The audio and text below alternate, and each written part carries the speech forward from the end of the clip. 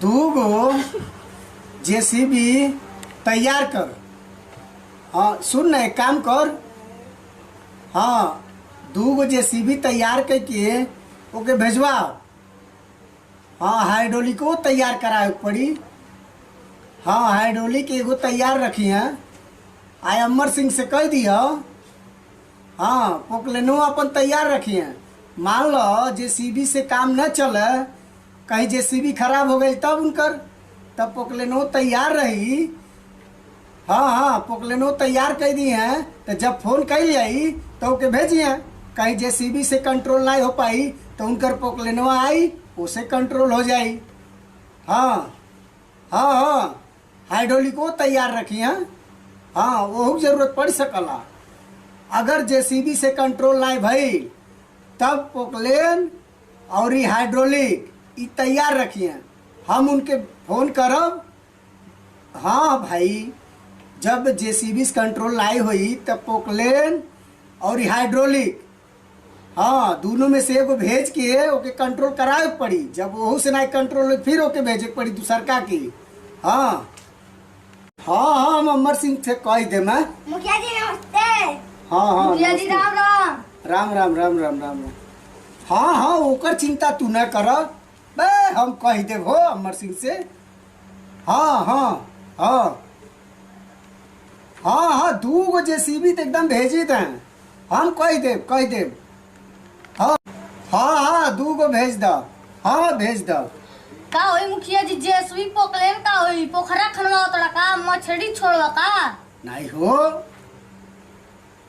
पोखरा नहीं खनवा तनी। हाँ हाँ तू हल्लो नहीं जानता, घर में बैठल रहनी। हाँ हाँ तो वो टीविया जौन बा ना, टीवी देखत रहनी हम घर में जाके, न्यूज समाचार जौन कहल जाला सुनत रहनी। तोरे घरे कहां टीवी बा हो?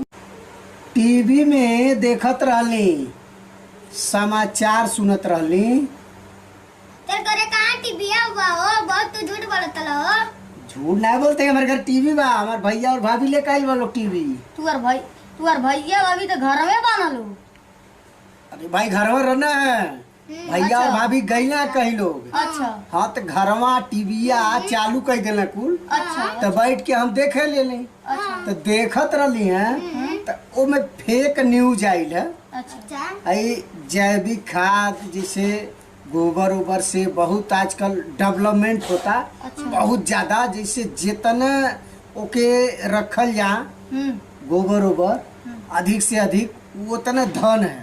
अच्छा है केचुआ चुआ जोन आलूआ छिलकोल को सरल का पूरा डाल के बनता हुआ जैविक खादिया। हाँ वह जैविक खदिया। अच्छा तो उमे हम समाचार थोड़ा सुननी है, फेकू समाचार रहा है। अच्छा। तो थोड़ा सा सुननी है, उमे देत रहा है जे जैविक खाद कैसे कैसे बनावल जाओ के रखल जा। हाँ तो अधिक से अधिक सरकार के डेवलपमेंट करती है। अच्छा ठीक ना। हाँ। मतलब बहुत ज्यादा जोर दे बा सरकार अच्छा ए पे।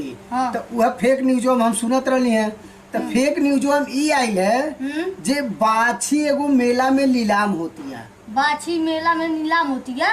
हाँ भाई मेला में जैसे डाक बोलौल होला, अच्छा। वैसे वो मेलवा में ओकर डाक बोलल जात रहला। न्यूज में बतावत रहला, फेक न्यूज रहला। अच्छा। जिन बाछी नीलाम होखे वाली बा। हाँ तो हम सुनली है। तो वहाँ कहत रहना कुल जे के सज्जन के लेवे के होखे। अच्छा समझ गेला, जे सज्जन लेहल चाहे वो बाछी के हुआ कि अपन अपन डाक बोला। हाँ आ जे डाक बोली सबसे ज्यादा जेकर पैसा रही वह बाछी के ले जाई। अच्छा तो ओके केहू 4000, केहू 5000, केहू 5,500 तक बोलल है। हम लास्ट ले 6,001 रुपया बोलनी है। 6,001 रुपया? 6,001 रुपया मने तगला देबा का? कहीं बाछी इतना गोबर देली पहाड़ लग जाला और जेसीबी से हटोइबो? हमका भी पागल कर देबा का? अरे भाई वो बतौले तो उनके विदेशी गाय इतना गोबर देती है जे हटी नहीं पाता। अच्छा। पोकलैन से, जेसीबी से और हाइड्रोलिको मंगौले है। अच्छा वही से फेंकवाए हुआ। अच्छा जब बची गया इतना गोबर देती है तुम किया जी, जेसीबी का करे मंगाओ तो लो? जेसीबी ऐसे मंगाओ थी, बछिया हमार खाली खातिया गोबर देती है, खातिया अच्छा। गोबर देती है। और यहाँ बाछी नहीं है, तू विदेशी बाछी है, अच्छा विदेश से आयल बिया। हाँ वहाँ से आयल नीलाम भइल, हम खरीदली, विदेशी है। हम तो जीवन में कबो ऐसा बछिए नहीं देखले रहनी, खाली खातिया गोबर देती है, खातिया गोबर देती है, खातिया गोबर देती है। अच्छा जैसे अपनी यहाँ की इंजनवा होला, दमकलवा लगा दत खेतवा में चारों ओर से थर सोख के थर थर पनिया थर देला। थर थर थर पनिया देला। हाँ हाँ हाँ हाँ पनिया देला। हाँ हाँ हाँ वैसे ही चारों तरफ से जैसे खेतवा में सोख के पनिया फेंकला, अच्छा। वैसे हमारे गई बछिया बा। हाँ। एक और खातिया एक और फेंकतिया, पंपी सेटवा की तरफ फर फर फर फर फर फर फर फर फर फेंकतिया, पूरा दुअरवा ऊंच हो जाता। अच्छा तो हम सोचली वही से जेसीबी से ओकर गोबरा हटावल जाई। अच्छा अब इतना नहीं ओकर खातिर पोकलैन मंगावत है, हाइड्रोलिक मंगाती, इतना दुअरवा बांध देतिया, हाँ। एकदम पहाड़ हो जाता। वही से अच्छा। हटाए नु बा। तो अच्छा। का समझो ताड़ा, इतना गोबर तुमको जीवन में नहीं देखल ने कोनो बाछी देई।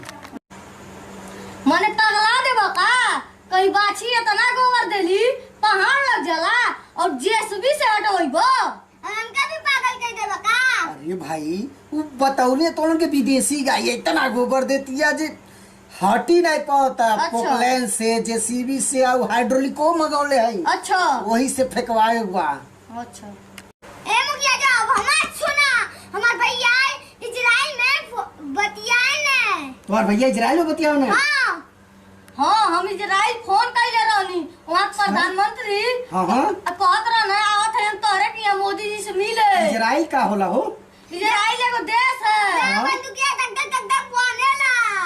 बंदूक बनल तक तक तक हाँ। वो इजराइल में तुम्हार भैया बतिया ना? हाँ। तब का तब का भाई तो वहाँ के प्रधानमंत्री आइला ना मोदी जी से मिले, हाँ, हाँ। तो मोदी जी हमार परिचय उनसे करेंगे। हाँ। तो बारिश के पानी होई तो कहाँ जाई मुखिया जी?